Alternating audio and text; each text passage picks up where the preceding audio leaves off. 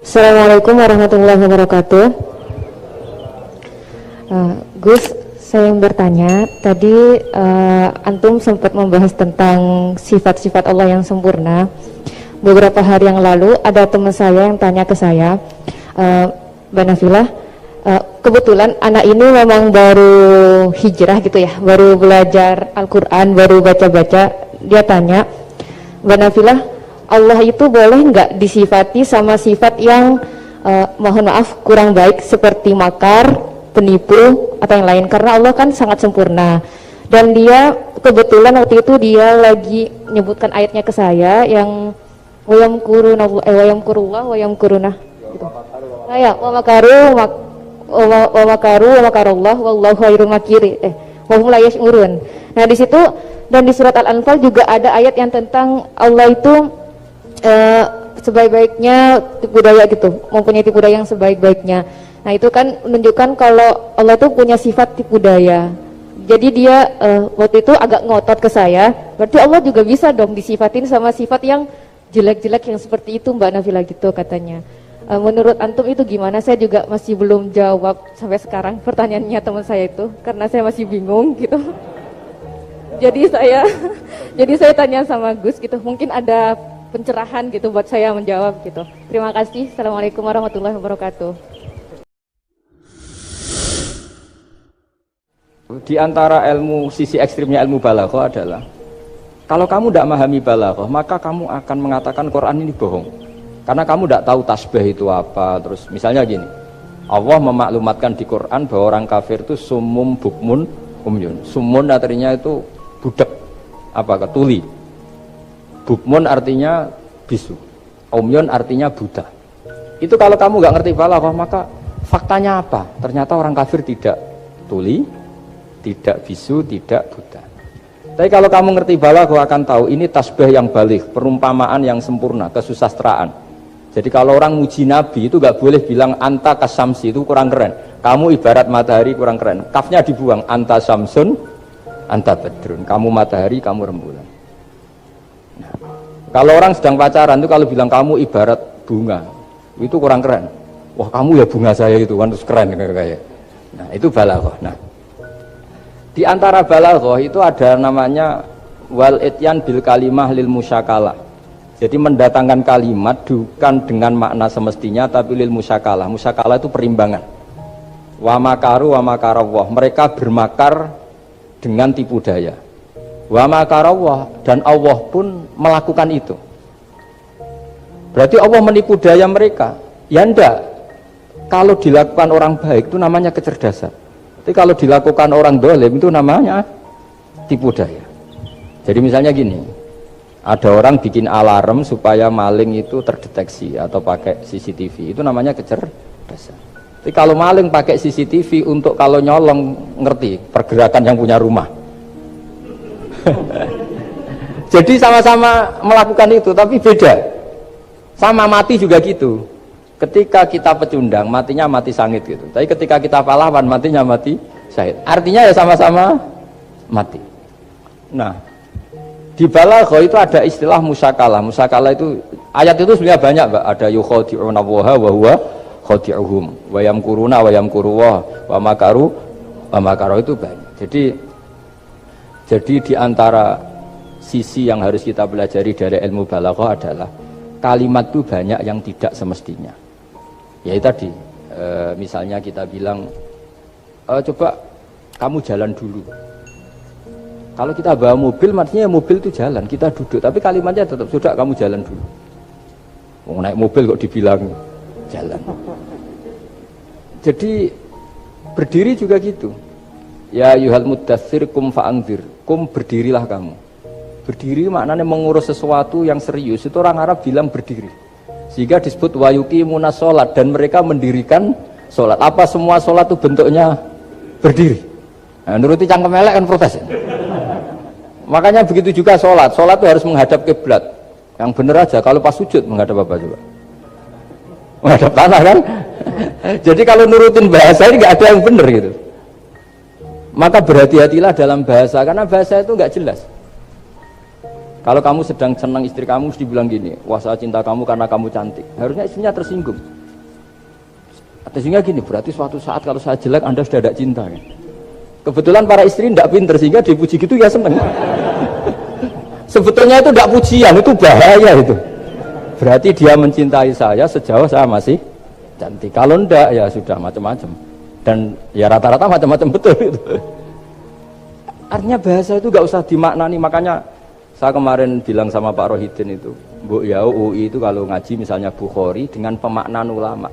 Karena maknani bahasa ini satu pekerjaan yang kalau tidak ulama tidak bisa. Apalagi bahasanya Rasulullah SAW. Bahasa itu susah. Dalam keseharian saja kita maknani susah, apalagi bahasanya Quran dan hadis. Ya contoh paling gampang gitu. Wa yuqimuna sholat, mendirikan sholat. Kita berdiri tegak demi bangsa ini. Memangnya perang harus berdiri, kadang harus tiarap kan? Jadi bahasa itu selalu sering, kalau di balaghah disebut hakikat dan majas. Ada makna hakikat, ada makna. Dan itu harus kita kaji. Kalau enggak ya fatal, memang hasilnya fatal. Kalau enggak ya. Makanya saya dulu ketika ngaji itu ya banyak santri yang agak kurang ajar betul. Sampai Sanghyang Rajana gini Pak Khalil, Anda orang teknik pasti tahu. Gus, soft paling baik itu yang mana? Soft awal kata saya gitu. Baru agak baik kedua, ketiga. Ya kalau gitu gampang Gus, masjid tuh bikin selatan utara, semuanya soft jadi awal. Selagi bentuknya barat timur pasti ada 2-3. Paksa mereka di soft awal dengan desain masjid selasa utara apa? Bukan manjang ya, selatan utara, sehingga semuanya di soft awal. Terus dia tanya lagi, lalu soft paling baik mana? Yang sisi kanannya imam kan itu urutannya. Ya sudah, imamnya letakkan paling selatan. Sehingga semua makmum posisinya di kanan. Ya kalau itu anjuran Islam ya didesain sak bangunannya. Ribet itu. Coba kalau kamu jadi kiai ditanya gitu mangkel apa enggak? Wah ini kurang ajar betul orang ini. Selagi bangunannya memungkinkan soft 2-3, pasti nanti ada soft 2 dan dipaksa saja, yaitu tadi bangunannya memanjang selatan utara, imamnya diletakkan paling selatan. Terus saya gantian tanya, lalu setelah begitu yang paling afdol siapa? Yang paling dekat? Ya sudah, imamnya kerubuti saja gitu. Itu, nah makanya yang sering perdebatan NU dan Muhammadiyah, dan itu kalau mau dianalisis secara ilmiah sebetulnya normal semua. Karena teks hadis itu memang butuh pemaknaan. Nabi, saya beritahu ya, Nabi itu kalau habis sholat itu memang di semua teks itu akbala ali nabi wajih. Saya sering ketemu tokoh-tokoh Muhammadiyah ya baik-baik saja, ketemu tokoh NU ya baik-baik saja, karena ini masalah teks. Saya ulang lagi, karena Rasulullah SAW idan sorofa min sholatihi akbala ali nabi wajih. Nabi setelah sholat itu menghadap ke musolli, ke makmum, kira-kira kalau Indonesia menghadap ke timur. Tapi di sebagian riwayat, Nabi itu kalau habis sholat itu melakukan sesuatu yang menunjukkan kalau dia sudah selesai sholat. Jadi filosofinya itu yang penting memaklumatkan kalau beliau sudah sholat. Karena dulu itu begini, Nabi itu kan tokoh sentralnya, beliau akramul khalqi, beliau sayyidul anbiya wal mursalin. Sehingga orang tuh kadang lari itu dari jarak 7 kilo, 6 kilo, 7 kilo lari supaya menangi sholat bersama Nabi. Nah, ketika mereka jadi posisi masbuk itu tertinggal oleh imam. Kalau Nabi posisi tetap menghadap ke barat dengan posisi orang sholat, nanti yang baru datang ngira Nabi masih sholat. Dan kalau kadung makmum ternyata Nabi sudah selesai. Itu sholatnya namanya nggak sah. Karena apa? Mengikuti orang yang hakikatnya sudah ada sholat. Terus semenjak itu jadi ilmu, maka kesunatan bagi imam setelah salam harus memaklumatkan ke hadirin kalau sholatnya selesai. Itu bisa dengan gerakan menghadap ke makmum atau menghadap ke utara atau apalah pokoknya, yang penting jangan rokokan lah misalnya itu. Ya pokoknya itu aja disarah-sarah. Ini cerita pendapat ulama, bukan pendapat saya. Jadi segampang itu ulama. Sehingga ya orang-orang yang alim dari kelompok Muhammadiyah melihat NU yang begitu ya biasa, yang alim melihat Muhammadiyah gitu ya biasa. Karena kita ini masalah teks. Apa? Masalah teks. Teks itu mesti orang akan memaknai secara proporsional. Saya berkali-kali menyontohkan kemarin ngaji di Ulil Albab. Wa ma min amin illa wa yukhayyalu takhsis. Tidak ada kalimat umum kecuali terbayang khususnya. Enggak boleh kalimat selalu umum. Misalnya saya contoh paling gampang itu tadi. Cung, nak melaku ojo plengaan itu. Kalau jalan jangan toleh kanan, toleh itu. Semua ilmu adab pasti begitu. Tapi kalau di jalan raya tetap gak melengak. Tapi itu gak diutarakan oleh orang tua kita karena anak ini pasti paham lah kalau mau nyebrang jalan ya harus. Tapi kalau kita nasihati kan tetap, Cung, kalau jalan-jalan jangan lihat kanan, lihat kiri, jangan. Tapi hakikatnya sama. Cung, kowe nak sholat sing anteng tuh kan gak gerak. Wah ya gak sah lah, kamu gak rukuk, gak sujud, anteng aja. Ada ini cerita, jadi kalimat itu sesuatu yang pemaknanya itu pasti proporsional gitu. Kalau kamu sholat dinasihati gimana? Sing anteng. Ya sholat kalau anteng sah gak kira-kira? Gak sah kan berarti gak rukuk, gak sujud, kan anteng aja diam. Ya sama, saya berkali-kali nyontohkan, istri kamu kalau sedang baik dengan kamu, sudahlah Pak, kamu ingin apa saja tak dukung, bilangnya apa saja.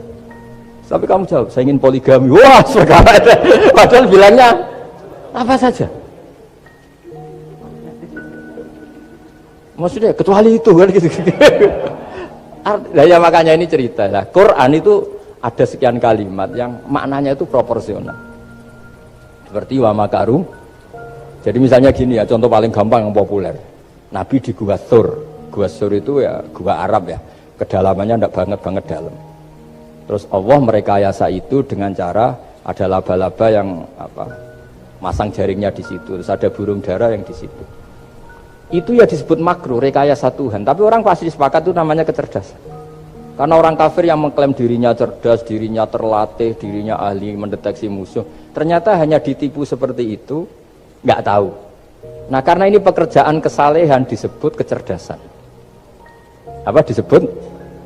Tapi andaikan sebaliknya, nyuwun sewu, ada orang lari dari kejahatan, terus merekayasa seperti itu disebut rekayasa karena bentuknya kejahatan. Jadi ada sesuatu yang sama, tapi ketika dilakukan orang soleh itu baik, karena nanti itu disebut kecerdasan.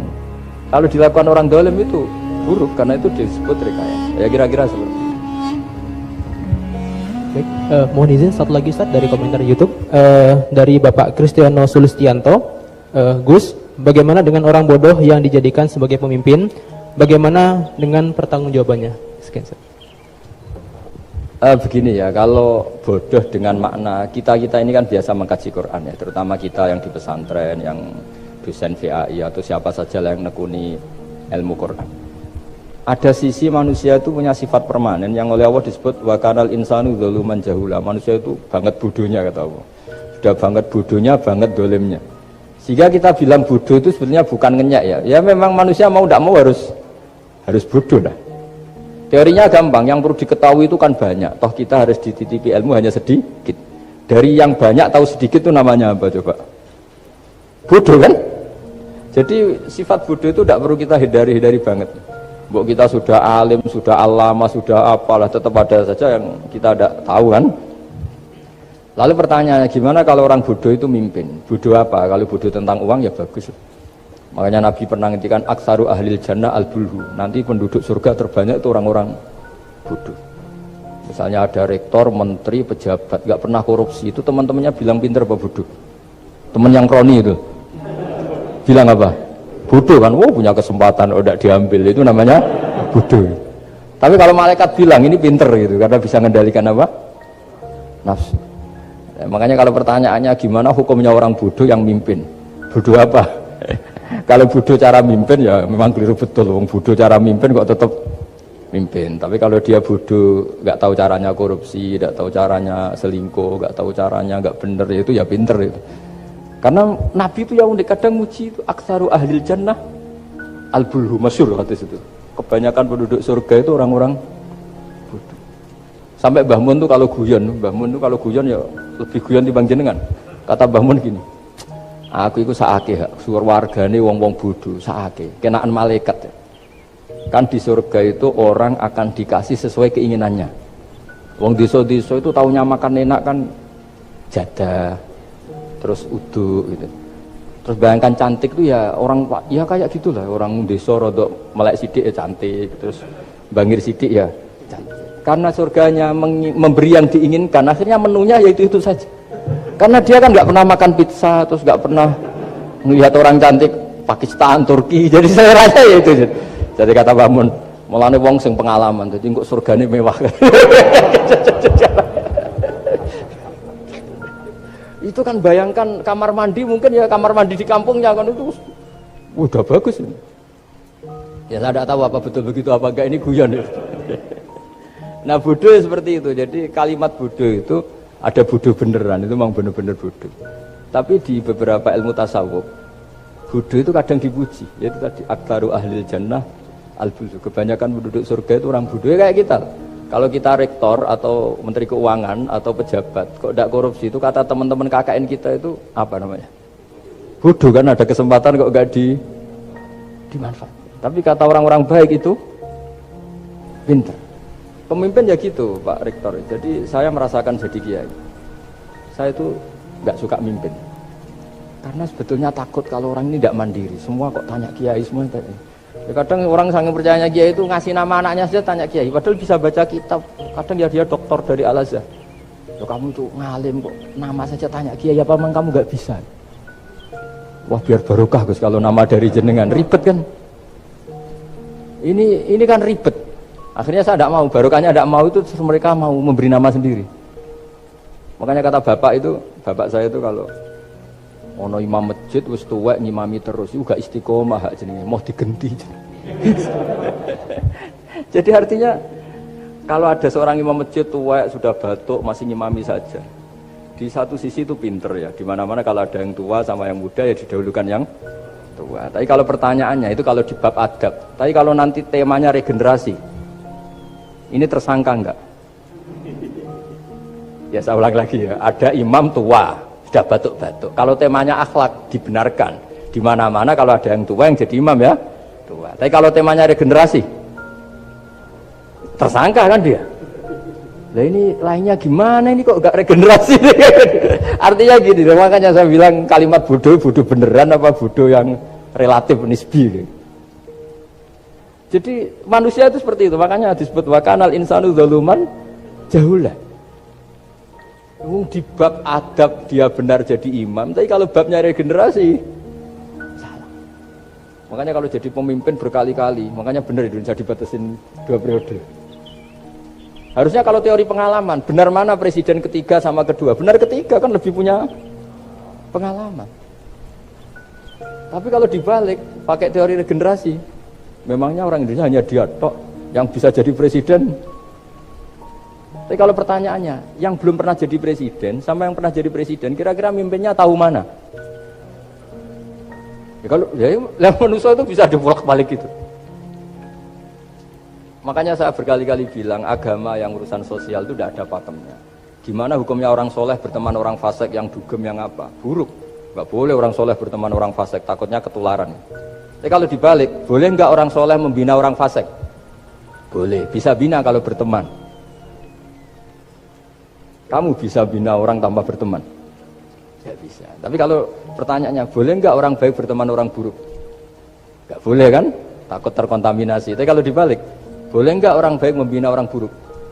Boleh, bisa bina kalau berteman. Boleh nggak berteman sama orang buruk?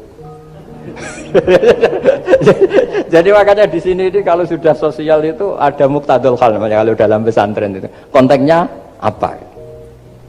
Apa? Konteksnya apa? Makanya sekarang ada Covid itu juga gitu. Wah ini enak copet itu. Polisi nggak boleh nangkap, jaga jarak Pak. Jadi kalau nyopet ya sekarang, kalau maling sekarang. Kalau mau ditangkap saya positif. Itu kan ribet kan. Jadi lu itu betul benar nyata. Saya kan punya santri polisi banyak Pak. Kemarin saya ke Semarang cerita. Yang cerita itu reskrim, dia kasat.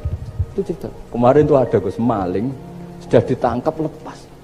Itu yang jenis positif. Itu gak ada yang berani nangkep itu. Jadi polisi hanya ngepung tok. Bingung gitu.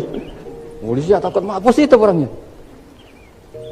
Dikepung, pokoknya kalau lari tembak sambil nunggu tim APD yang lengkap baru ditangkap.